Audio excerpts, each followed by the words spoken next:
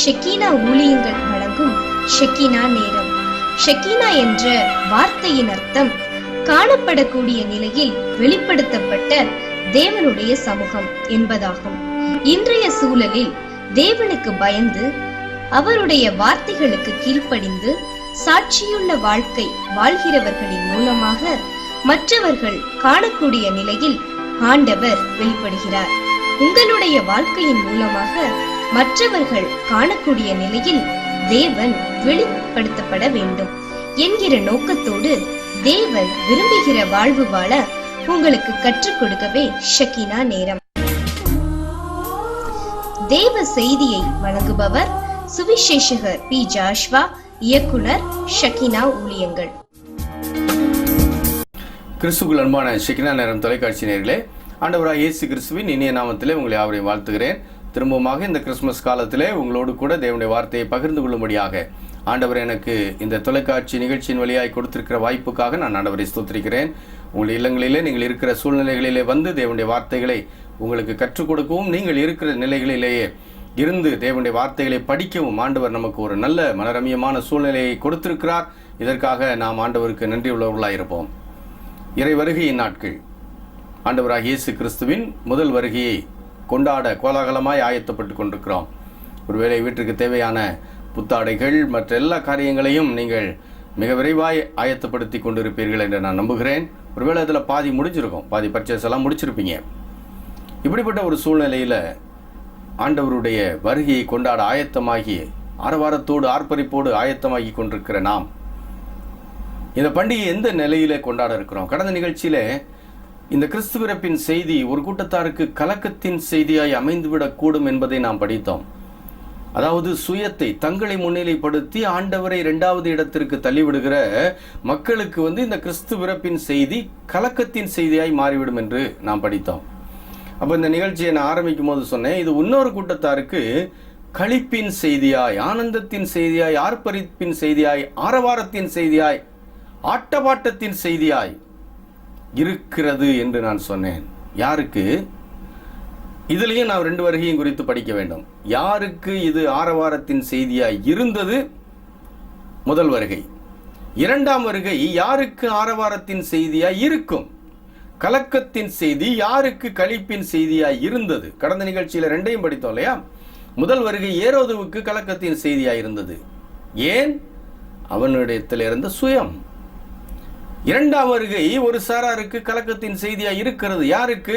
சுயநலத்தோடு தங்களை மட்டுமே பார்த்து வாழ்பவர்கள், கிறிஸ்துவை முன்னிலைப்படுத்தாமல் வாழ்பவர்கள்.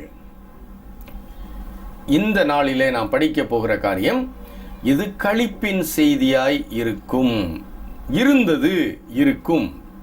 யாருக்கு இருந்துச்சு? லூக்கா எழுதிய நற்செய்தி நூல் 2வது அதிகாரத்தில் ஒரு மேய்ப்பர் கூட்டத்தை பற்றி சொல்லுகிறது. வயல்வெளிகளிலே தங்கி ஆடுகளை மேய்த்து கொண்டிருந்தவர்கள்.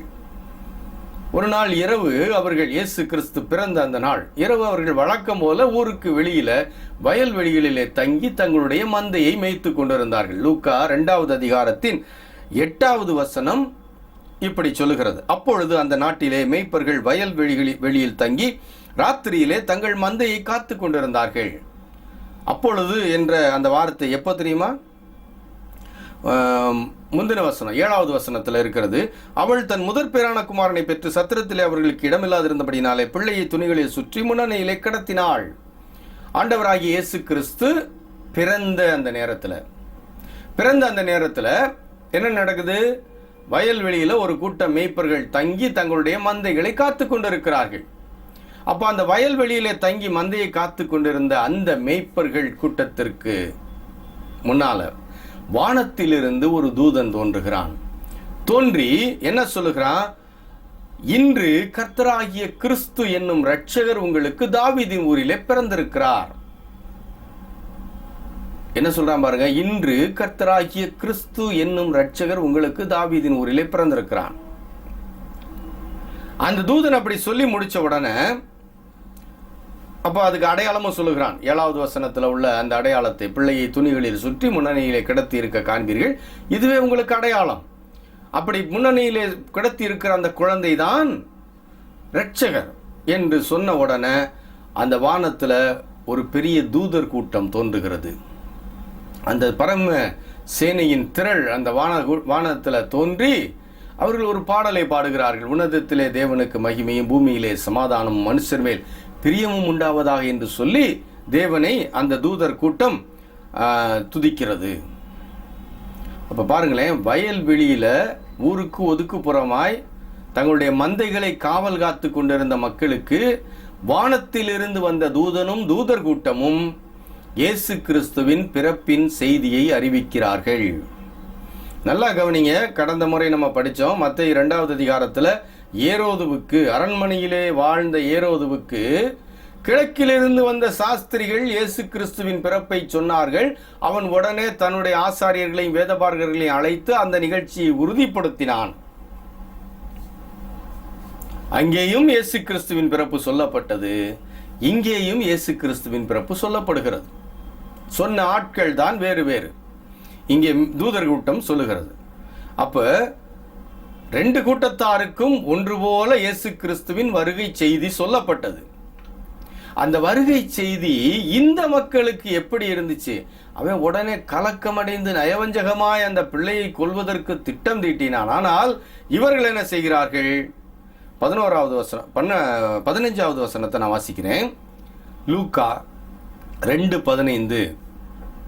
தேவதூதர்கள் அவர்களை விட்டு பரலோகத்துக்கு போன பின்பு மேய்ப்பர்கள் ஒருவரை ஒருவர் நோக்கி, நாம் பெத்லகேம் ஊருக்கு போய் நடந்ததாக கர்த்தரால் அறிவிக்கப்பட்ட இந்த காரியத்தை பார்ப்போம் வாருங்கள் என்று சொல்லி தீவிரமாய் வந்து மரியாளையும் யோசேப்பையும் முன்னணியிலே கிடத்திருக்கிற பிள்ளையையும் கண்டார்கள். இவர்களுக்கும் அறிவிக்கப்பட்டது. அறிவிக்கப்பட்ட உடனே அந்த தூதர்கள் கலைந்து போன உடனே இவங்க என்னமோ ஏதோ நினைச்சு பயந்து தங்களுக்குள்ள அப்படி செய்வோமா இப்படி செய்வோமா என்றெல்லாம் யோசிக்காம இவங்க என்ன பண்ணாங்க பாருங்க, உடனே நம்ம பார்க்க போவோம் என்று சொல்லி புறப்பட்டு பிள்ளையை பார்க்க போனார்கள். என் அருமையான நண்பர்களே, கிறிஸ்துவின் வருகை செய்தி யாருக்கு கலக்கம் தராமல் களிப்பு தரும் செய்தி தெரியுமா? அவரை பார்க்க போகிறவர்கள், இயேசு கிறிஸ்துவை தேடி போகிறவர்கள். ஏன் களிப்பின் செய்தியாய் மாறும்? வருத்தப்பட்டு பாரம் சுமக்கிறவர்களே, நீங்கள் எல்லாரும் என்னிடத்தில் வாருங்கள், நான் உங்களுக்கு இளைப்பாறுதல் தருவேன் என்று அவர் சொல்லி இருக்கிறாரே. வாருங்கள், உங்களுக்கு இளைப்பாறுதல் தருவேன். நான் தேடி வந்து உங்களுக்கு இளைப்பாறுதல் தருவேன் என்று சொல்லவில்லை. தேடி வந்து விட்டார். வந்தவரை அண்டி நாம் தான் போக வேண்டும். நம்ம தான் போகணும். நல்ல மனசுல பதிச்சுக்கோங்க. அவர் தேடி வந்து விட்டார், இனி வரப்போகிறார். அவரை தேடி நாம் போக வேண்டும். மேய்ப்பர்களுக்கு ஏன் களிப்பின் செய்தியாய் இருந்தது? முதல் குறிப்பு, அவர்கள் அவரை பார்க்க போனார்கள். அவரிடத்திலே அவரை தேடி போனார்கள். வாருங்கள், நமக்காக பிறந்திருக்கிற இரட்சகரை நாம் பார்க்க போவோம். தெரிஞ்சு வச்சிருந்தா போதாது, அறிவிக்க கேட்டிருந்தால் போதாது. அது களிப்பின் செய்தியாய் மாற வேண்டுமானால் நீங்கள் போக வேண்டும். அவரை தேடி போங்க. இன்னைக்கு உங்க இடத்திலே உட்கார்ந்து கொண்டு உங்களை அவர் தேடி வர வேண்டும் என்று நினைத்துக் கொண்டிருக்கிறீர்களே, வருத்தப்பட்டு பாரம் சுமக்கிறவர்களே, நீங்கள் எல்லாரும் என்னிடத்தில் வாருங்கள் என்ற அழைப்பு உங்களுக்கு நேராய் கொடுக்கப்படுகிறது. அந்த அழைப்பை ஏற்று அவரிடத்திலே போகிறவர்களுக்கு அவர் இளைப்பாறுதல் தருவார். இளைப்பாறுதலை பெறுகிறவர்கள் கழிக்க முடியுமே. அவரை தேடி போனார்கள். தேடி போனதினாலே அவர்கள் சந்தோஷத்தின் முதல் படியை அடைந்து கொண்டார்கள். 2வது, அடுத்து பார்க்குறோம் பாருங்களேன். பார்ப்போம் என்று சொல்லி அவங்க கிளம்பி போனாங்க. பிள்ளையை கண்டார்கள். கண்டதோடு மட்டுமல்ல, 17வது வசனம், கண்டு பிள்ளையை கண்டார்கள் என்று முந்தின வசனம் முடிஞ்சிச்சு, ஏற்கனவே வாசித்தேன் இல்லையா? 17வது வசனம், கண்டு அந்த பிள்ளையை குறித்து தங்களுக்கு சொல்லப்பட்ட சங்கதியை பிரசித்தம் பண்ணினார்கள். என்னை கேட்டுக்கொண்டிருக்கிற நண்பர்களே, கிறிஸ்து பிறப்பின் செய்தி, கிறிஸ்துவின் வருகை செய்தி எப்போது களிப்பின் செய்தியாய் மாறும் தெரியுமா? யாருக்கு அது களிப்பின் செய்தியாய் மாறும் தெரியுமா? கண்டவர்களுக்கு மட்டுமல்ல, கண்டு தங்களுக்குள்ளேயே வைத்து புலகாங்கிதம் அடைந்து கொண்டிருக்கிறவர்களுக்கு மட்டுமல்ல. நன்றாய் புரிந்து கொள்ள வேண்டும். ஐயா இயேசு கிறிஸ்துவை நான் ஏற்றுக்கொண்டு விட்டேன், நான் இன்னும் இதுக்குள்ளே நான் வளரணும், இன்னும் நான் ஆண்டவரோடு நெருங்கி வாழணும், நான் தினந்தோறும் மணிக்கணக்காக ஜெபம் பண்ணுறேன், மணிக்கணக்காக வேதம் வாசிக்கிறேன், நான் பார்த்து விட்டேன், நான் அந்த சந்தோஷத்தை அனுபவித்துக் கொண்டிருக்கிறேன் என்ற நிலையில் இருப்பவர்களுக்கு மட்டுமல்ல, அந்த நிலையை அடைந்தவர்கள் என்ன செய்யணும்? பிரசித்தம் பண்ண வேண்டும். மேய்ப்பர்கள் என்ன செஞ்சாங்க? தாங்கள் கண்டவைகளை, அவர்கள் கண்டவைகளையும் கேட்டவைகளையும் அவர்கள் பிரசித்தம் பண்ணினார்கள். பிரசித்தம் பண்ண போது என்ன நடந்துச்சு தெரியுமா? அதற்கு அடுத்த வசனம், மேய்ப்பராலே தங்களுக்கு சொல்லப்பட்டதை கேட்ட யாவரும் அவைகளை குறித்து ஆச்சரியப்பட்டார்கள். 18வது வசனத்தில் அப்படி இருக்கு. மேய்ப்பர்களால் சொல்லப்பட்டதை கேட்ட யாவரும் ஆச்சரியப்பட்டார்கள். என்னை கேட்டுக்கொண்டிருக்கிற அருமையான நண்பர்களே, இயேசு கிறிஸ்துவின் பிறப்பின் செய்தி, அவருடைய வருகை செய்தி யாருக்கு களிப்பு தரும் செய்தியாய் மாறும் தெரியுமா? வெறுமனே பார்ப்பவர்களுக்கு மட்டும் கிடையாது, அவரிடத்தில் தேடி வர வேண்டும், தேடி வருகிறவர்களுக்கு மட்டும் கிடையாது, தேடி வந்ததை மற்றவர்களுக்கும் அறிவிக்கிறவர்களுக்கு. அதை அறிவிக்கும் போதான அவங்களும் அந்த ஒளிக்குள்ள வர முடியும், அவங்களும் அந்த மகிழ்ச்சிக்குள்ள வர முடியும். அப்படி அந்த மகிழ்ச்சிக்குள்ளே வந்தவர்கள் மற்றவர்களை கொண்டு வருகிறார்களே இல்லையா, அவர்கள் களிப்படைய முடியும். இந்த மேய்ப்பர்கள் என்ன செஞ்சாங்க?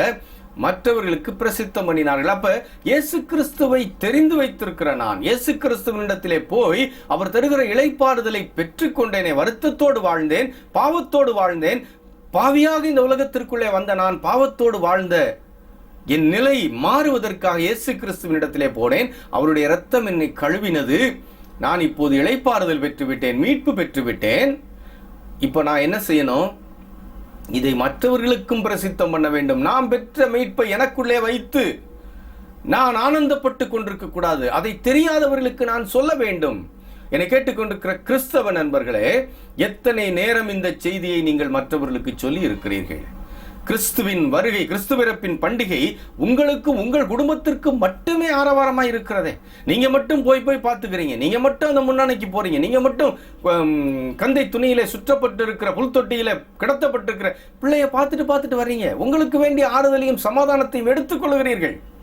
இது கொஞ்சம்தான், இது மட்டும் போதாது. இதை பெற்ற நீங்கள் என்ன செய்ய வேண்டும் தெரியுமா? கிறிஸ்து பிறப்பின் செய்தி, கிறிஸ்துவின் வருகை செய்தி களிப்பின் செய்தியா இருக்க வேண்டுமானால் நீங்கள் பெற்ற, நீங்கள் கண்ட, நீங்கள் கேட்ட, நீங்கள் அனுபவித்த இந்த கிறிஸ்துவின் வருகையை மற்றவர்களுக்கும் நீங்கள் சொல்ல வேண்டும். பிரசித்தம் பண்ணினார்கள். அதை கேட்ட மற்றவர்கள் ஆச்சரியப்பட்டார்கள். அதன் பொருள் என்ன? அவங்களும் இந்த பாலகனை பார்க்க, இந்த இரட்சகரை பார்க்க ஓடி வந்திருப்பாங்களே. அப்ப என்ன செய்ய வேணும்? உங்களுக்குள்ள அடக்கி வைத்துக் கொண்டிருக்க கூடாது.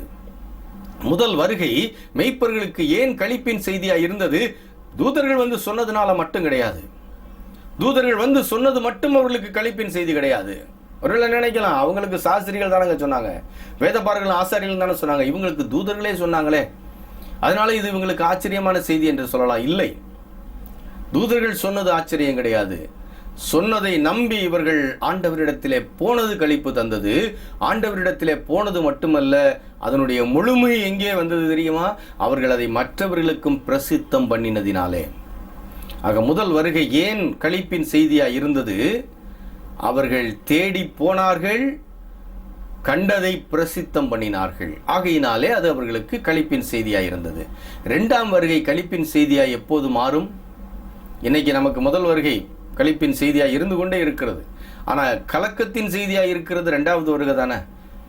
என்ன பாஸ்டர், நீங்க நல்லா தான் பேசிட்டு வந்தீங்க, திடீர்னு ஏன் இந்த இரண்டாவது வருகையை கொண்டு வந்து உள்ள புகுத்துறீங்கன்ற மாதிரி பாக்குறீங்க இல்லையா?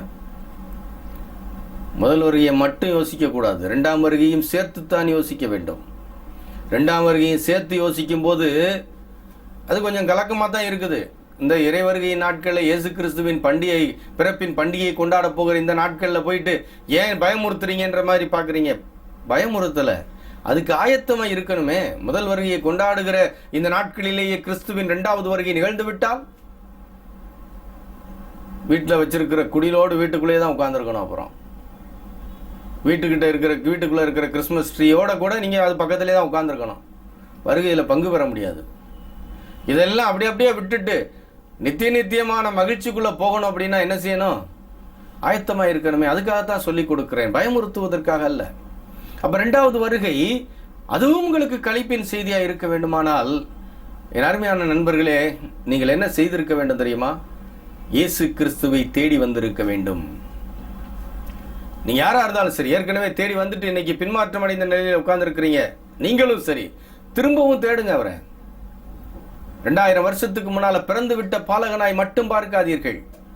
இன்றைக்கும் அவர் நமக்கு தந்து கொண்டிருக்கிற மீட்பு, தந்து கொண்டிருக்கிற வாழ்வு, தந்து கொண்டிருக்கிற ஆயத்தங்கள், இவைகளை பார்க்க அவரிடத்திற்கு வாருங்கள். இது ஒவ்வொரு நாளும் நிகழ வேண்டிய, ஒவ்வொரு நாள் அல்ல, ஒவ்வொரு மணித்துளியும் நிகழ்ந்து கொண்டே இருக்க வேண்டிய காரியம். அவரை தேடி வந்து கொண்டிருக்க வேண்டும். அப்போ வாழ்க்கையில எல்லா நேரமும் எதை தேடணும்? இயேசு கிறிஸ்துவோடு கூட வாழ்வதை, அவருடைய மீட்பின் நிலையிலேயே வாழ்வதையே நாம் தேடி வாஞ்சிக்க வேண்டும். மத்தேயு எழுதிய நற்செய்தி நூல் 6வது அதிகாரம் 33வது வசனத்தில் என்ன சொல்லப்பட்டிருக்கிறது? முதலாவது தேவனுடைய ராஜ்யத்தையும் அவருடைய நீதியையும் தேடுங்கள். அப்ப முதலாவது நம்ம தேடிக்கொண்டே இருக்க வேண்டிய காரியம் என்ன? ஆண்டவருடைய ராஜ்யமும் அவருடைய நீதியும். அதாவது ஆண்டவருக்கு பிரியமானபடி வாழுகிற வாழ்க்கையை தேடிக்கொண்டிருக்க வேண்டும். இன்னைக்கு எதை தேடிக்கிட்டு இருக்கிறோம்? பரிதாபமான நிலையில உண்மையை ஒத்துக்கொள்ள வேண்டும் இல்லையா? இன்றைக்கு நம்முடைய தேட்டமெல்லாம், நாட்டமெல்லாம் எதை சார்ந்திருக்கிறது? உலகத்தை சார்ந்திருக்கிறது. உலகத்தையும் உலகத்தின் காரியங்களையும் சார்ந்து வாழ்ந்து கொண்டிருக்கிறோம். அதையே தேடிக்கொண்டிருக்கிறோம், அதையே நாடி வாழ்ந்து கொண்டிருக்கிறோம். நம்முடைய முதலாவது நாட்டமும் தேட்டமும் எதை சார்ந்திருக்கிறது? உலகத்தை சார்ந்திருக்கிறது இல்லையா? ஆனால் எதை சார்ந்து வாழ அழைக்கப்பட்டிருக்கிறோம்? தேவனுடைய நீதியையும் அவருடைய ராஜ்யத்தையும் நாம் தேடி வாழ வேண்டும். அப்ப நம்முடைய நாட்டம் எங்க மாற்றப்பட வேண்டும்? இறைவனுடைய இரண்டாவது வருகை நமக்கு களிப்பின் செய்தியா இருக்க வேண்டுமானால் நாம் நம்முடைய பார்வை மாற்றப்பட வேண்டும், நம்முடைய வாழ்வு மாற்றப்பட வேண்டும். எதை சார்ந்து? தேவனை சார்ந்து. முதலாவது தேவனுடைய ராஜ்யத்தையும் அவருடைய நீதியையும் தேடுங்கள், அப்பொழுது மற்றவைகள் உங்களுக்கு கூட கொடுக்கப்படும். எதை தேடிக்கிட்டு இருக்கிறீங்களோ அதெல்லாம் உங்களுக்கு தானாய் கிடைக்குங்க. எப்போ கிடைக்கும்? நீங்க முதலாவது தேவனுடைய ராஜ்யத்தையும் அவருடைய நீதியையும் தேடும் போது. இன்னைக்கு நம்முடைய வாழ்க்கையின் தேட்டமெல்லாம் வேறையா இருக்கு. எதை முதல்ல தேடணுமோ அதை ரெண்டாவது தேடிட்டு, எதை தானாய் கிடைக்குமோ அதை தேடிக்கொண்டிருக்கிறோம். நல்லா கவனிங்க, எது தானாய் கிடைக்குமோ அதை தேடிக்கொண்டிருக்கிறோம். அதெல்லாம் தானா வரும், பயப்படாதீங்க. தானாய் வரும். உங்களுக்கு எப்போ வரும்? தேவனுடைய ராஜ்யத்தை தேடும்போது. அப்ப யாருக்கு ஆண்டவருடைய வருகை களிப்பின் செய்தியா இருக்கும்? இரண்டாவது வருகை அவரை தேடி வாழ்கிறார், அதாவது அவருக்கு முதலிடம் கொடுத்து வாழ்பவர்களுக்கு. அடுத்து யாருக்கு? அவரை மற்றவர்களுக்கு அறிவிக்கிறவர்களுக்கு. சும்மா நான் மட்டும் தேடி வாழ்ந்து கொண்டே இருப்பேன்னு சொல்றவங்களுக்கு மட்டும் கிடையாது. அவருடைய வருகை செய்தி களிப்பின் செய்தியா இருக்க வேண்டுமானால் நீங்கள் அடுத்து என்ன செய்ய வேண்டும்? அவரை தேடி வாழ்கிற அந்த நிலையோடு கூட அவரை அறிவிக்கிற நிலைக்கும் கடந்து வர வேண்டும். உங்களுக்கு, நீங்க பார்க்கிறவங்க, நீங்க சந்திக்கிறவங்க, ஒருவேளை உங்களுக்கு பேச தெரியாட்டினாலும் நீங்க அடுத்த உங்களுக்கு பக்கத்தில் இருக்கிற இன்னொருத்தர் இடத்துல அவங்கள கொண்டு விடலாமே. இன்னைக்கு எத்தனை பேர் தேவையோடு உட்கார்ந்துருக்கிறாங்க உங்களுக்கே தெரியுமே. கண்ணீரோடு, கவலையோடு, மார்க்கம் தெரியாமல். இன்னைக்கு வாழ்க்கை எல்லாருக்குமே கஷ்டமான ஒரு நிலை தான். யாரு சந்தோஷமா வாழ்றாங்கன்னு நம்ம சொல்ல முடியாது. அப்படி ஒரு பரிதாபமான நிலையில இன்றைக்கு மனிதர்கள் வாழ்ந்து கொண்டிருக்கிறார்கள். உங்களுக்கே தெரியும், நிறைய பேர் போக்கிடம் இல்லாமல் வாழ்ந்து கொண்டிருக்கிறாங்களே. அவங்களுக்கு பாதை காட்டுறீங்களாங்க? அவங்கள பாதை காட்டுறீங்களா? நீங்க இப்படி வாங்க, நீங்க இது செய்யுங்க சொல்றதுக்கு வெக்கமா இருக்குது இல்லையா? ஏன் இன்னும் நம்மளே தேடலை? நம்ம தேடி இருந்தா தைரியமா சொல்லுவோமே. நம்ம அந்த பாதையில இருந்தோம்னா நம்ம தைரியமா சொல்லுவோமே. நம்மளே இன்னும் அப்படியே தடுமாற்றத்தில் இருக்கோம். இது சரியா தப்பான்னு இன்னும் உலட்டிக்கிட்டு இருக்கிறதுனால இவங்களையும் கொண்டு உள்ளுக்குள்ள விட்டுட்டா அப்படிங்கிற ஒரு பயத்துல சொல்லாம உட்காந்துட்டு இருக்கிறோம். இப்படி சொல்லாம உட்காந்துக்கிட்டு இருந்தா அந்த ஆத்மாவுக்கு யார் பொறுப்பு? உங்க பக்கத்துல இருக்கிற ஆத்மாவுக்கு நீங்க தாங்க பொறுப்பு. அதுக்கப்புறம் அந்த ஆத்மா ஒரு வேளை தவறான ஒரு முடிவை எடுத்துக்கொண்டு விட்டார்கள் என்று வைத்துக் கொள்வோம். அப்புறமேல் காலம்புறா புலம்பி என்ன செய்ய? ஐயோ, நான் ஒரு வார்த்தை பேசியிருந்தா அவங்க அந்த முடிவு எடுத்திருக்க மாட்டாங்களே. இன்னைக்கு எத்தனை பேர் அப்படி புலம்புகிறதை நான் கேட்டிருக்கிறேன். ஏன்? அறிவிப்பதை தாமதப்படுத்துவது. நம்ம கண்டோம், நம்ம கேட்டோம், நம்ம அனுபவித்தோம், அதை அடுத்தவங்களுக்கு சொல்லணுங்க. அதுதாங்க கிறிஸ்துவின் வருகை நமக்கு தருகிற மகிழ்ச்சி. யாருக்கு அது களிப்பின் செய்தி? யார் அறிவிக்கிறார்களோ அவர்களுக்கு அது களிப்பின் செய்தி. உங்களுக்கு களிப்பின் செய்தியா இன்னும் இல்லைன்னா காரணம் என்ன தெரியுமா? இன்னும் நீங்க அறிவிக்கவில்லை. அவங்க சொல்லட்டும், இவங்க சொல்லட்டும், அறிவிக்கிறதுக்கு மிஷினரிமா இருக்கிறாங்க. இன்னும் எத்தனை மிஷினரிகள் வந்துகிட்டு இருப்பாங்க? அந்தந்த காலகட்டங்களிலே வாழ வேண்டிய நாமும் மிஷினரிகள் தானே. யாரோ மறிக்க வேண்டும், யாரோ சொல்ல வேண்டும், யாரோ பேச வேண்டும். இல்லை, உங்களுக்கு பக்கத்தில் இருக்கிறவங்களுக்கு நீங்களே உத்தரவாதி. அவர்கள் வாழ்வுக்கு நீங்கள் உத்தரவாதி, மறந்துடாதீங்க. நீங்கள் மட்டும் தேடி தேடி தேடி தேடி அனுபவித்துக் கொண்டே இருக்கலாம் என்று நினைக்காதீர்கள். அது ஒரு பகுதி, அது வேண்டும். அதை நீங்கள் நிறைவேற்றின உடனே அடுத்து என்ன செய்யணும் தெரியுமா? மற்றவர்களுக்கும் அதை பிரசித்தம் பண்ண வேண்டும். என்னை கேட்டுக்கொண்டிருக்கிற அருமையான ஷெக்கினா நேரம் தொலைக்காட்சி நேயர்களே, கிறிஸ்துவின் இரண்டாம் வருகை, முதல் வருகை மேய்ப்பர்களுக்கு களிப்பின் செய்தியாக இருந்துச்சு. ஏன் தெரியுமா? அவர்கள் அந்த இயேசுபாலனை தேடி ஓடினார்கள், கண்டார்கள். கண்டதோடு நிறுத்தவில்லை, பிரசித்தம் பண்ணினார்கள். ஆகையினாலே அது அவர்களுக்கு களிப்பின் செய்தி. எல்லாரும் அதை ஆச்சரியப்பட்டப்ப அவங்க சந்தோஷப்பட்டாங்க. இன்னைக்கு இரண்டாம் வருகை எதிர்நோக்கி இருக்கிறோம். இரண்டாவது வருகை எதிர்நோக்கி இருக்கிற நமக்கு அந்த இரண்டாம் வருகை களிப்பின் செய்தியாக இருக்க வேண்டுமானால் என்ன செய்யணும் தெரியுமா? அவரை மட்டுமே தேடி வாழ வேண்டும். முதலாவது தேவனுடைய ராஜ்யத்தையும் அவருடைய நீதியையும் தேடுங்கள், அப்பொழுது இவைகள் எல்லாம் உங்களுக்கு கூட கொடுக்கப்படும். வருத்தப்பட்டு வாரம் சுமக்கிறவர்கள் என்னிடத்தில் வாருங்கள், அவர்கிட்ட வாங்க, அவரையே தேடி வாழுங்கள், அவருக்கே முதலிடம் கொடுத்து வாழுங்க. முதல் இடம் அவருக்கு தாங்க, வேற யாருக்கும் கொடுக்காதீங்க, அவருக்கே கொடுங்க. கொடுத்தவங்க யாரையும் அவர் இழக்க விட்டது கிடையாது, இழக்க விட்டு விட மாட்டார், இழக்க விட்டதும் கிடையாது. முதலிடம் அவருக்கு கொடுங்க. அது மட்டுமல்ல, அது ஒரு பாதி. இன்னொரு பாதி, நீங்க அனுபவித்துக் கொண்டிருக்கிற அந்த களிப்பை மற்றவர்களுக்கும் சொல்லி அவர்களையும் ஆயத்தப்படுத்துங்கள். அது உங்க மேல விழுந்த கடமை. பவுலடியார் அதை குறித்து சொல்லும்போது என்ன சொல்றாரு தெரியுமா? சுவிசேஷத்தை அறிவிக்கிறதுக்கு நான் கடனாளியா இருக்கிறேன். I am a debtor. நான் கடனாளி. கடனாளினா என்ன அர்த்தம்? நான் வாங்கின கடனை திருப்பி செலுத்தித்தான் ஆகணும். மஞ்சள் நோட்டீஸ் கொடுத்துட்டு போக முடியாது. நீங்க திருப்பி செலுத்தணும். வட்டியும் முதலுமாய் நீங்கள் செலுத்த கடனாளிகள். எதுல கடனாளி? சுவிசேஷத்தை நான் அறிவிப்பதற்கு. வேற எதுலையும் கடனாளின்னு சொல்லல. சுவிசேஷத்தை நான் மற்றவர்களுக்கு அறிவிப்பதற்கு நான் கடனாளி. அப்ப கடனை செலுத்தலைன்னா ஓடித்தானங்க ஒழியணும். வருகை என்ன வருகையின் போது நம்ம களிப்போடு இருக்கணும்னா கடனை செலுத்தி இருக்கணும். எல்லாம் கடங்காரன் உட்காந்துக்கு இருந்தா கடன் கொடுத்த ஆளை பார்த்தா ஓடி ஒழியணும். இன்னைக்கு அப்படித்தானே ஓடிக்கிட்டு இருக்கிறோம். காரணம் என்ன? கடனாளி. கடனாளி கடனை திருப்பி செலுத்த வேண்டும். என்ன கடனாளி? நாம் பெற்ற சந்தோஷத்தை மற்றவர்களுக்கும் கூறி அறிவிக்க நாம் கடனாளிகள். கடனாளினா தப்பிக்கவே முடியாது. கடனை செலுத்துற வரைக்கும் தப்பிக்கவே முடியாது. கடனாளிகள். பிரசித்தம் பண்ணியே ஆக வேண்டும், மற்றவர்களுக்கு சொல்லியே ஆக வேண்டும். அப்படி சொல்லும்போது கிறிஸ்துவின் வருகை களிப்பின் செய்தியாய் மாறுகிறது. ஏன் தெரியுமா? மற்றவர்களையும் அந்த ஆச்சரிய அனுபவத்திற்குள்ளாக கொண்டு வருகிறோமே. கொண்டு வரும்போது நாம் களிப்படைய முடியும். இனி அவர் வந்தாலும் நான் கடன் இல்லை, நான் கடனெல்லாம் செலுத்திட்டேன்னு சொல்லி தைரியமா அவருக்கு முன்னால போய் நிற்க முடியுமே. ஆக இரண்டாம் வருகை களிப்பின் செய்தியாய் மாற வேண்டுமானால் அவரையே தேடி அவருக்கே முதலிடம் கொடுத்து வாழ வேண்டும். அடுத்ததாக அவரை பிரசித்தம் பண்ண வேண்டும். மெய்ப்பர்கள் இதை செய்ததினாலே மகிழ்ச்சி அடைந்தார்கள். நாமும் அதை செய்யும்போது நாம் எதிர்நோக்கி இருக்கிற இரண்டாம் வருகையை களிப்போடு கூட எதிர்நோக்குவோம். ஜெபிக்கலாமா? எங்கள் நல்ல ஆண்டவரே, இந்த அருமையான நாளுக்காக உங்களுக்கு நன்றி செலுத்துகிறோம். உம்முடைய வருகை யாருக்கு களிப்பாய் இருந்தது என்பதை குறித்து எங்களுக்கு சொல்லிக் கொடுத்தீர். நாங்கள் எதிர்நோக்கி இருக்கிற வருகை எங்களுக்கு களிப்பாய் இருக்க நாங்கள் என்ன செய்ய வேண்டும் என்று சொல்லிக் கொடுத்தீர். இந்த அடிப்படையில் எங்கள் வாழ்க்கையை சரிப்படுத்தி உமையே தேடி உமக்கே முதலிடம் கொடுத்து வாழ்ந்து உம்மை மற்றவர்களுக்கு அறிவித்து அவர்களையும் இந்த ஆச்சரியத்திற்குள்ளாக கொண்டு வரச் செய்து அவர்களையும் களிப்பின் அனுபவத்திற்குள்ளாக கொண்டு வந்து உம்முடைய வருகையை கடனற்றவர்களாக நாங்கள் சந்திக்க எங்களுக்கு நீர் கிருபை தர வேண்டும் என்று ஜெபிக்கிறோம். அப்படி கடனற்றவர்களாக நாங்கள் சந்திக்கும் போது களிப்போடு கூட நிற்க முடியுமே. அந்த பாக்கியத்தை எனக்கும் எங்களுக்கும் தாரும் ஆண்டவரே. உம்முடைய பிள்ளைகளுக்கு அந்த பாக்கியத்தை தந்து மகிழ்ச்சியோடு பண்டிகை கொண்டாட வழி நடத்த வேண்டும் என்று ஜெபிக்கிறோம். இயேசு கிறிஸ்துவின் மூலம் தாழ்மையோடு வேண்டுகிறோம் நல்ல பிதாவே, ஆமென். அருமையான ஷெக்கினா நேரம் தொலைக்காட்சி நேயர்களே, இந்த நிகழ்ச்சிகள் உங்களுக்கு பிரயோஜனமாக இருந்திருக்கும் என்று நம்புகிறேன். நீங்கள் கற்ற காரியங்களை வாழ்க்கையில் செயல்படுத்துங்கள். நிச்சயமாய் வரப்போகிற பண்டிகை நாட்களை ஆண்டவர் உங்களுக்கு அபரிமிதமான நன்மைகளினாலும் ஆசீர்வாதங்களினாலும் நிரப்பி உங்களை தொடர்ந்து மகிழ்ச்சிக்குள்ளாகவே வைத்து வழி நடத்துவார். ஆண்டவருக்கு சித்தமானால் இன்னொரு ஷெக்கினா நேரம் தொலைக்காட்சி நிகழ்ச்சியில நாம் ஒருவரையோடு சந்திக்கும் வரைக்கும் கர்த்தர் உங்களோடு கூட இருப்பாராக என்று வாழ்த்துகிறேன். தேவனுடைய வார்த்தைகள் அடங்கிய பரிசுத்த வேதாகமத்தை எல்லோரும் பெற செய்வதே எமது பிரதான நோக்கமாகும். பரிசுத்த வேதாகமத்தை இலவசமாகவோ அல்லது சலுகை விலையிலோ சில நிபந்தனைகளுடன் விநியோகித்து வருகிறோம். சிறுவர்களை ஆதாயம் பண்ண வேண்டும் என்ற நோக்கத்தோடு விடுமுறை வேதாகம பள்ளி மற்றும் ஷெக்கினா ஊழிய அலுவலகத்தில் வாரந்தோறும் ஞாயிறு பள்ளி நடத்தப்படுகிறது.